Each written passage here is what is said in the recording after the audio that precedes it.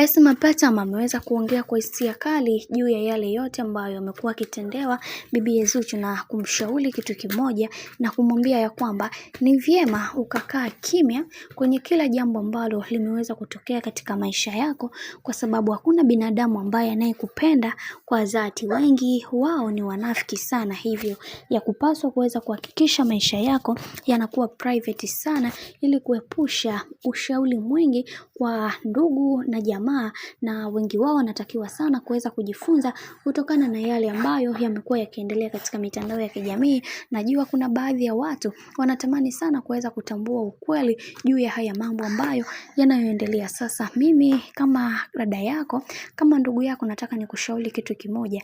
Maisha ni ya kwako, na pia unatakiwa kuweza kusimama imara, kuweza kuhakikisha maisha yako yanakuwa katika mikakati na misingi iliyo bora. Usikubali maisha yako binadamu mwingine aweze kuyaendesha, na hicho ndio kitu pekee ambacho unachotakiwa kuweza kukitambua na kukielewa, maana kila mtu anatamani kuweza kuona furaha yako ikipotea, na wengi wao wapo wanakesha kwa waganga ili mradi tu wakufanye usijihisi mwenye amani na furaha katika maisha yako. Ila ukishamjua mtu wala hupati naye shida, ni wewe kuweza kujiweka imara na kujizatiti kwenye kila hatua ya maisha ambayo unayopiga. Hii itakusaidia sana, kwani kuna baadhi ya watu wengi wanatamani sana kupata nafasi hiyo ambayo uliokuwa nayo kwa bwana mkubwa Diamond Platnumz. Hivyo unatakiwa kuweza kuwafanya na kuwaaminisha kwamba wewe ni bora zaidi kuliko wao. Hicho ndicho kitu pekee ambacho alichoweza kukizungumza dada yetu Esma, na kumpatia ushauri bibi Zuchu na kumwambia kwamba siendelee kukata tamaa kwenye mahusiano yake.